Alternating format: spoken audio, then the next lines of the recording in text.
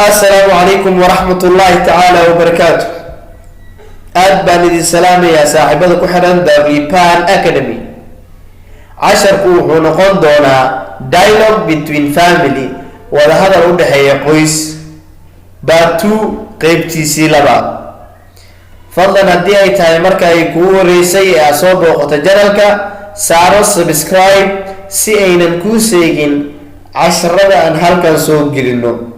haddii ayna la joogtayna waad ku maasan tahay la joogistaada mahadsanid.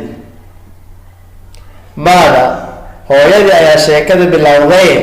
We are sorry Aisha, caasho waan ka xunnahay, but what your father said, laakiin waxa uu aabaha yidhi is final, waa kama dambayn.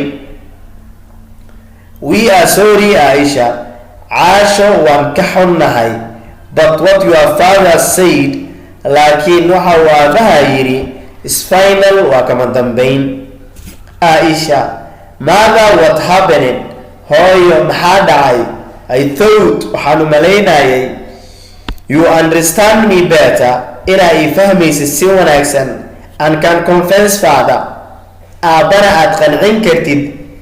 This is not the right time, kani ma aha waqtigii saxda ahaa for me to get married ee aan guursan lahaa. Mother, what happened? hooyo maxaa dhacay? I thought, waxaan u malaynayay, you understand me better, inaa ii fahmaysid si wanaagsan, and can confess father, aabbana aad qancin kartid.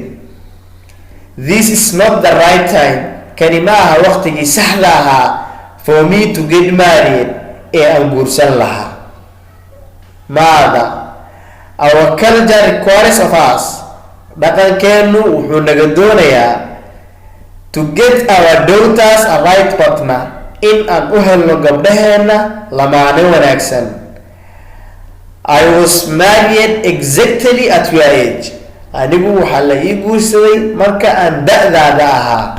I was married, waxaa la ii guursaday exactly at your age, marka aan da'daada ahaa. So sidaa aawadeed, you have to abide by, waa inaa u hoggaansantid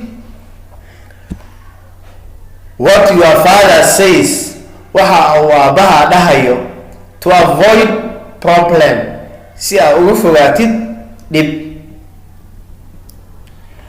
Our culture requires of us, dhaqankeenu wuxuu naga doonayaa to get our daughters a right partner, in aan u helno gabdhaheena lamaane wanaagsan. I was married exactly at your age, anigu waxaa la ii guursaday marka aan da'daada ahaa. So sidaa aawadeed, you have to abide by, waa inaa u hoggaansantid what your father says, waxa uu aabbaha dhahayo, to avoid problem, si aa ugu fogaatid dhib. Aisha, those were your days, kuwaasi waxay ahaayeen maalmihiina. I have a dream, anigu waxaan leeyahay riyo and goal iyo hadaf, that I must accomplish the study, waxaana qasab ah inaan dhameeyo waxbarashada. I am sorry, waan ka xumahay, but let me be frank, laakiin aan idin caddeeyo, I am not ready, anigu diyaar uma ihi, to intimidated, in liigu cabsi geliyo, in any way, si kastaba. Those were your days, kuwaasi waxay ahaayeen maalmihiina. I have a dream, anigu waxaan leeyahay riyo and goal iyo hadaf, that I must accomplish the study, waxaana qasab ah in aan dhameeyo waxbarashada. I am sorry, waan ka xumahay, but laakiin let me be frank, aan idin caddeeyo, I am not ready, anigu diyaar uma ihi, to intimidated, in li cabsi geliyo, in any way, si kastaba. aan soo dulmarna mar kale. We are sorry Aisha, caasho waan ka xunnahay, but what your father said laakiin waxa uu aabaha yiri is final waa kama dambayn. Mother, what happened? Hooyo maxaa dhacay? I thought waxaan u malaynayay you understand me better inaa ii fahmaysid si wanaagsan and can convince father aabana aad qancin kartid. This is not the right time. Kani ma aha waqtigii saxda ahaa for me to get married ee aan guursan lahaa.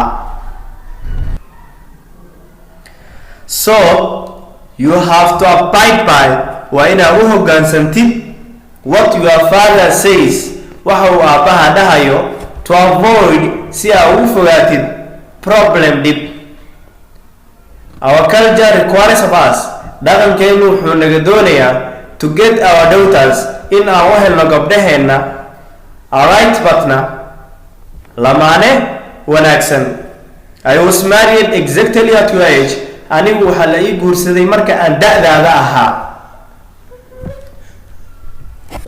So sidaa awgeed you have to abide by waa inaa u hoggaansatid what your father says waxa uu aabaha dhahayo to avoid a problem si aa ugu fogaatid dhib. Those were your days kuwaasi waxay ahaayeen maalmihiina. I have a dream anigu waxaan leeyahay riyo and goal iyo hadaf that I must accomplish inaan dhameeyo the study waxbarashada. I am sorry waan ka xumahay but laakiin let me be frank aan idin caddeeyo I am not ready anigu diyaar uma ahi to intimidated in lagu cabsi geliyo in any way si kastaba. Maasantiina khayray. Asalaamu calaykum waraxmatullaahi tacaala wabarakaatu. kulan dambe oo xiiso badan insha Allah. Nabadiino.